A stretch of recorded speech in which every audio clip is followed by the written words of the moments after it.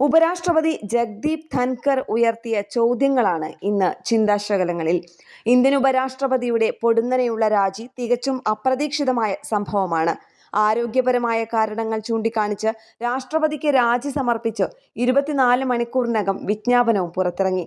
പ്രധാനമന്ത്രിയുടെ ഹ്രസ്വമായ പ്രതികരണങ്ങൾക്കും അപ്പുറം രാജിക്ക് പുറകിലെ യഥാർത്ഥ കാരണങ്ങൾ ഔദ്യോഗികമായി വ്യക്തമല്ല.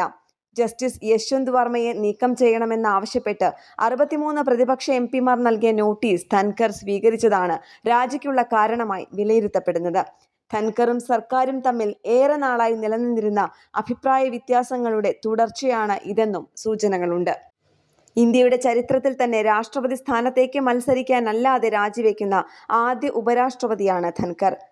ഇന്ത്യൻ ജനാധിപത്യത്തിന്റെ ഭാവിക്ക് നേരെ ഉയർത്തിയ ചോദ്യമായി നിൽക്കുകയാണ് ഉപരാഷ്ട്രപതിയുടെ രാജി.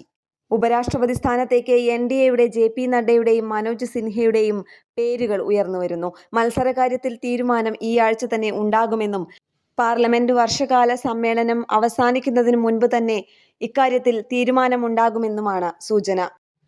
ഈ രാജി ഭരണനിർവഹണ വിഭാഗവും നിയമനിർമ്മാണ വിഭാഗവും തമ്മിലുള്ള ബന്ധത്തെക്കുറിച്ച് ചില ചോദ്യങ്ങൾ ഉയർത്തുന്നുമുണ്ട്.